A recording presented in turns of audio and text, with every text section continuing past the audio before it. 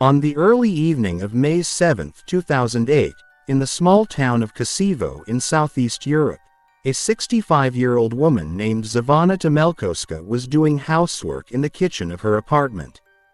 Kosovo is a quiet place in North Macedonia at the foot of Mount Bistra. Although it was a beautiful town, it was remote and not much of note happened there. Kosovo had about 23,000 inhabitants. Zeana made her living cleaning houses, but she had the day off, so she was cooking dinner, washing clothes, and cleaning her own house while waiting for the return of her adult son named Zoran. Amid the hustle and bustle of housework, Zeana heard the phone ring in the hallway. She picked up the receiver and heard the voice of her friend on the other end of the line, but the voice sounded strangely tense and confused. The friend asked Zeana if she had heard the latest news. After she denied this, the woman told her that the radio had just reported a terrible traffic accident in their town. Unfortunately, Zeana's son Zoran, whom she was expecting at home, was apparently involved in the accident. When Zeana heard this, she let out a strangled cry, hung up the phone, and ran out the door. A neighbor she met asked what had happened. The agitated woman screamed that her son had had an accident and she was on her way to the hospital. Then she turned the corner and disappeared. Zeana didn't have her own car, so she was ready to go to the clinic to make sure her son was okay. A little later, the same neighbor who had seen Zeana turn the corner heard a knock at the door. She opened the door and was completely shocked to see who was standing in front of it. It was Zeana's son Zoran, in perfect health. The man did not seem in the least injured. He looked clearly embarrassed and, before the neighbor could ask questions, he asked if the woman had seen his mother. They had arranged to have dinner together, but for some reason she was not home. Zeana had not warned her son that she would leave, and that was not her way. The neighbor didn't understand anything either. She told Zoran that she had seen his mother rush to the hospital and casually mentioned that her son had had a car accident. Zoran was as confused as the neighbor, so he took out his phone and called the clinic to see if his mother was there. The receptionist's message surprised him very much. First, Zeana had not shown up there. Second, they had also heard the report of a serious car accident in the city, but none of the injured had been brought to them. The next morning, when Zeana still hadn't shown up and Zoran had no idea what had happened to his mother, he went to the police and filed a missing persons report. 9 days later, on May 16, Zeana Tamelkoska was still missing, and her son Zoran had no idea where to look for her. However, her body had already been discovered.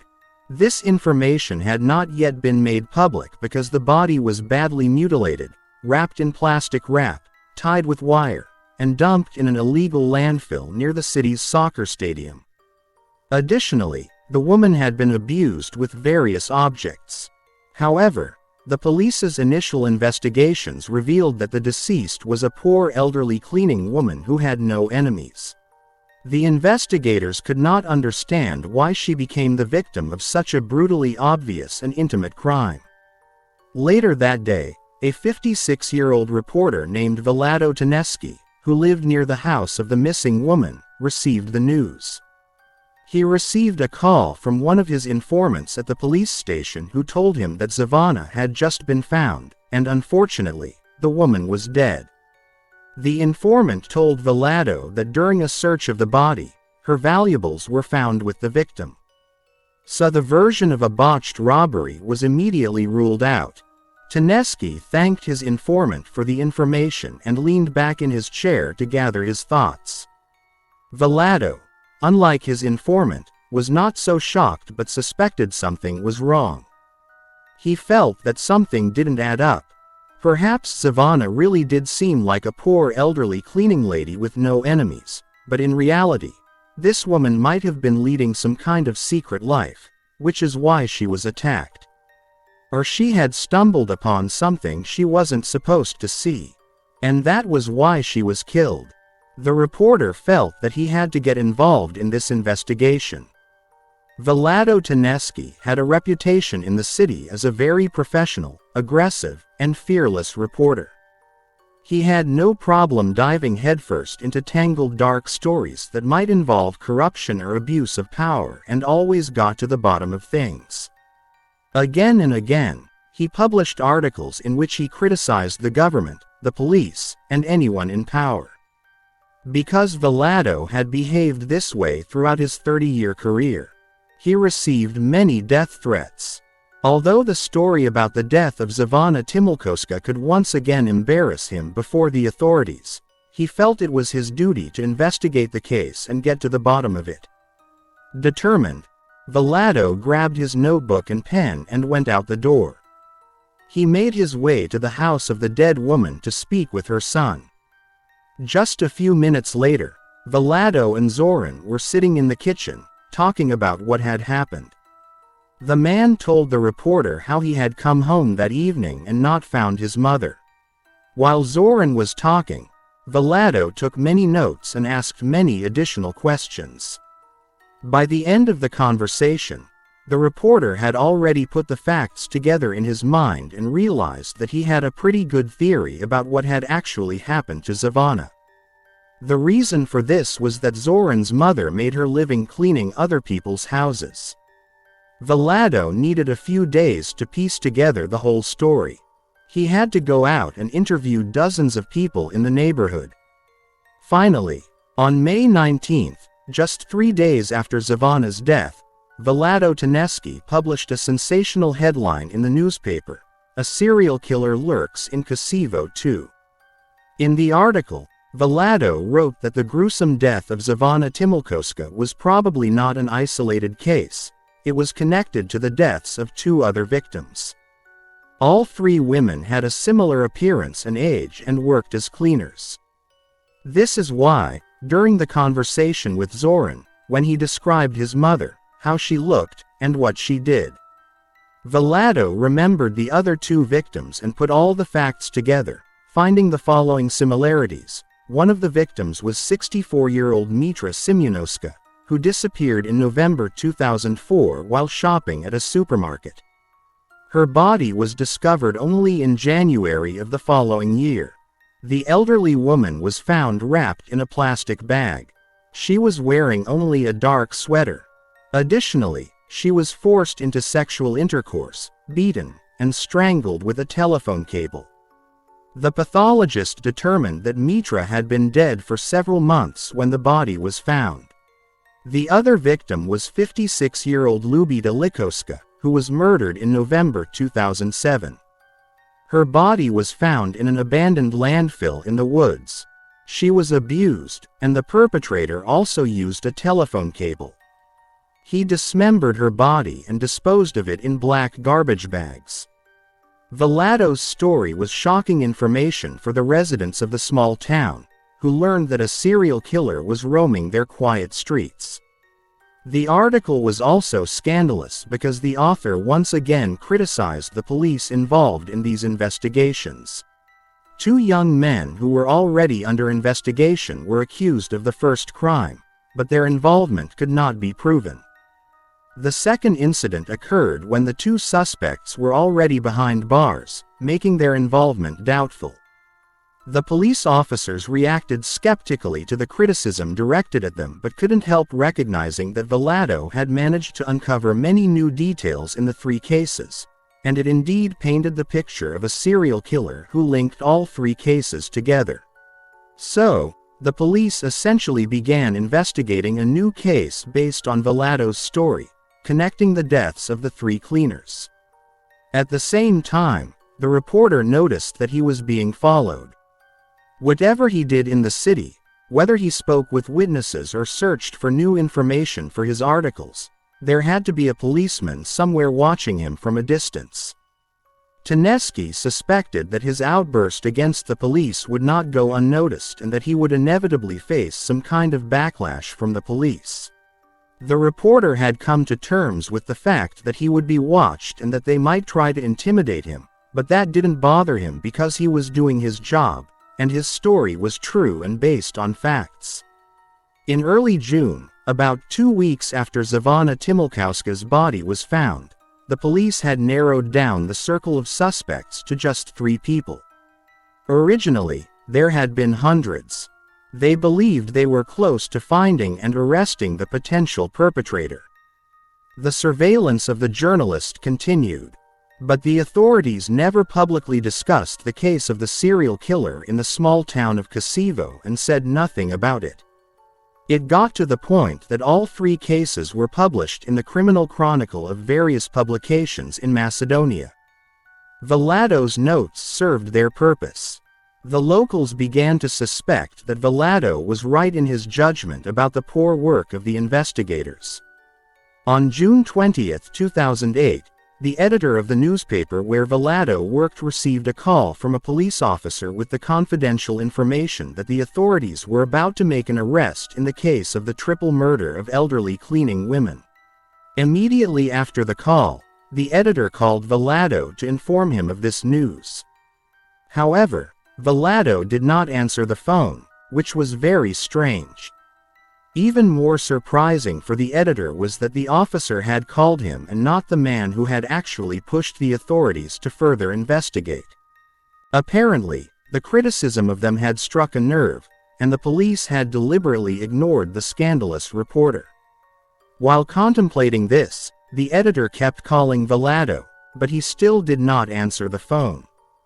The newspaper staff assumed that Vlado had somehow learned about the impending arrest and was already on site to follow the police action in real time. At that moment, the police surrounded a very modest 2-story house on a quiet street in Kosovo, whose facade was heavily overgrown with bushes and tall trees. All the windows of the building were covered with heavy curtains, and there was silence inside. With all escape routes blocked, the task force climbed onto the stone porch, knocked cautiously on the door, and announced that they were the police. Everyone in the house was ordered to come out with their hands up. For a moment, there was complete silence and tension. Then, the officers on the porch heard slow footsteps inside the house. They had their weapons ready as the door slowly opened. The man who appeared in the doorway looked completely harmless and a little confused, obviously not sure what was going on. The officers immediately arrested him, put him in a patrol car, and took him to the station. During the search of the suspect's home, the investigators found an impressive collection of erotic films with explicit violent scenes. This was another warning signal, considering the crime he was suspected of. Shortly after, the phone in the newspaper's editorial office rang again. It was the same police officer who had warned of the impending arrest, only this time he said that the arrest had indeed taken place and that they had finally caught the perpetrator of a series of serious crimes in the town. Then he gave the editor the name of the arrested person. When the newspaper staff heard the name, they dropped the receiver in shock. The serial killer turned out to be Vlado Taneski, a well-known reporter. Outwardly, the reporter seemed very reserved and calm, but inside, he was full of anger towards all the people around him, especially his mother. When he was arrested, the man was calm, perhaps still hoping that it was a mistake. At the police station, he mostly remained silent, then denied knowing the 3 murdered women at all. He behaved restrainedly, without aggression or remorse. The investigators even suspected that Taneski had intended to get caught at some point. The reporter realized that such candid descriptions and details of the crimes would sooner or later cast doubt on him. How could he know what even the investigators didn't know? For many people who knew Vlado closely, he seemed reserved and introverted, but such characteristics did not make him a criminal. Therefore, everyone was shocked when it turned out that the journalist was precisely the serial killer he had so vividly reported on in his exposé articles. Vlado Taneski was born in 1952 in the town of Kosovo. He had an older brother and a younger sister. The family was never wealthy and lived quite modestly. if not poorly. The parents raised their children strictly and made them put all their energy into education. The boy studied well, was quiet and inconspicuous, but deep inside, he dreamed of fame and recognition. After graduating from school, young Vlado went to Croatia to become a journalist. There, he felt free because the relationship with his father and mother was not particularly good. When he turned 21, he met a girl named Vesna. They soon married, and Vlado became the father of 2 children. The couple had similar interests, and the children brought them even closer together. His wife spoke of him as a wonderful father and husband. The talent of the young journalist began to gradually unfold, and by the mid-1980s, he was working as a reporter for the newspapers Nova Macedonia and Jutranski Vesnik. Colleagues considered him a professional and spoke kindly of him. For the authorities, however, the man was a thorn in the side. Vlado had great success in his career and became popular throughout the country. In Macedonia, he even received several awards for his professionalism. The crime stories in his articles took on an even darker tone, which drew attention and interest from readers to his column. He was willing to do anything to become famous and gain respect in the industry. To this end, Vlado chose topics that would leave no reader indifferent. The problem was that sensations did not occur every day. He resorted to forbidden methods and created sensations on his own. In 2003, Taneski was forced to give up his position in the newsroom. A tragedy occurred in his family, after which he withdrew and became depressed. He began to miss work and wander around the city, which led to financial difficulties and a deterioration in his relationship with his wife, and Vlado was fired. His wife took his place. Due to a violation of work discipline, the man was offered to become a freelance correspondent. Shortly thereafter, Vesna Taneski was promoted, took her children, and moved to Skopje, the capital of North Macedonia. Vlado was left alone with his tragedy and anxious thoughts. The fact is that Vlado's father, Slobodan Taneski, was a World War II veteran, while his mother, Anton, worked as a simple cleaning lady. There is no exact information about the motive, but in 2002, his parents committed suicide. His father hanged himself, and his mother poisoned herself with pills.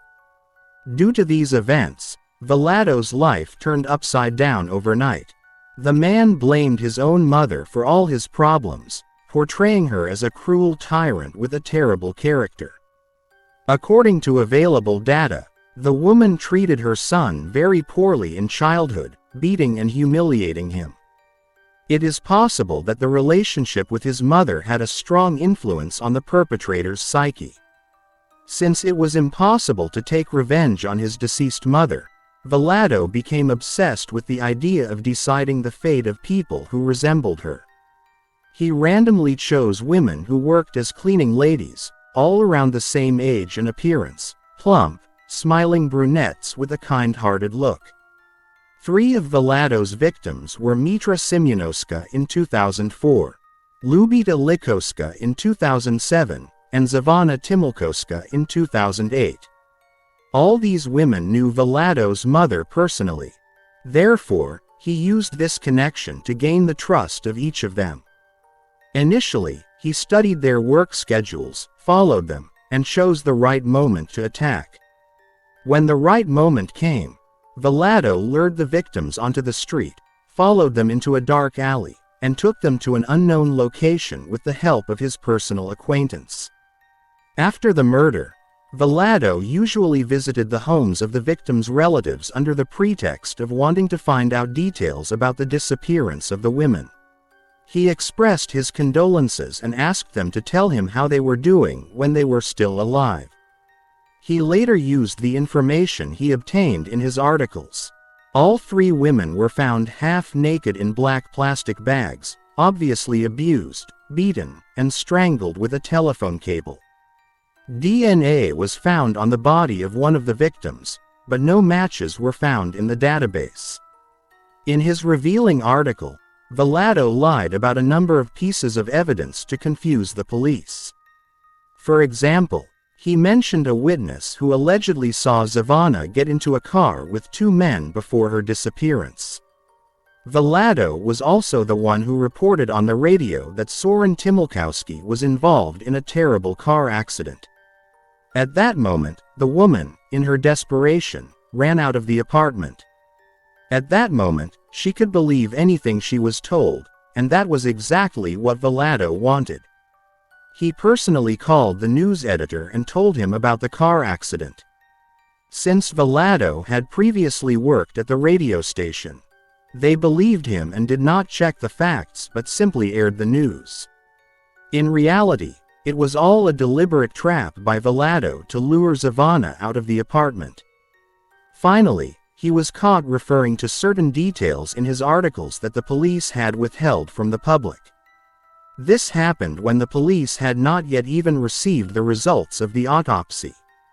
Such details could only be known to the eyewitness, the victim, or the perpetrator. For example, Vlado mentioned that Zeana was strangled with a telephone cable and the body bag was tied with the same cable. These details only came to light after the forensic examination. So, the article was ahead of the investigation. Vlado described the atrocity so vividly that it was frightening to imagine him being there. A telephone cable was also used with the other two victims, which was later left at the crime scene, but this information was also not available to the public. After Vlado's story appeared in the newspaper, law enforcement agencies had serious suspicions against the reporter. How else could he have known such details about the incident, when Vlado thought the police were only following him to intimidate him? They suspected him of being involved in the crimes. Finally, they managed to obtain a DNA sample from the scandal-ridden journalist and compare it with that of one of the victims. Their worst fears were confirmed. The famous crime reporter turned out to be a serial killer who murdered elderly women. Immediately after his arrest, Vlado was charged with 3 crimes. Moreover, investigators suspected there were more crimes. The wanted list also included 78-year-old Gorica Polewski, who had been missing since 2003. The police suspected she might also have been a victim of Vlado. Unfortunately, the elderly woman's body was never found, so no evidence of involvement in the crime was found. To the disappointment of everyone, this man never received the punishment he deserved. On June 23, just 3 days after his arrest, Vlado died in his prison cell at the Titovo detention center, taking the secret of his actions to the grave. The exact motive for his crimes remained a mystery to the investigators. It is presumed that the man drowned himself in a small plastic bucket, as water was found in his lungs. He was 56 years old at the time of his death. 3 other people were in the room with him. They reported that they did not notice how it happened as they were sleeping at the time and heard nothing. The investigation into Vlado's death went cold. The way Vlado ended his life left the public horrified. Neighbors, colleagues, and acquaintances all agreed that they could not imagine Vlado as a madman. In their opinion, the man who advocated for the interests of the residents of Kosovo could not have taken the lives of elderly women. He might have been a reserved and uncommunicative person, but he had a good upbringing. Officially, Vlado Taneski's death was recognized as suicide, and the case was closed. The media continued to discuss the crimes committed by this man for a long time. He even received several nicknames: the Macedonian Jack the Ripper, the Grandmother Hunter, and the Crazy Journalist. Thus, Macedonia had a second serial killer. Thank you for watching and take care of yourselves.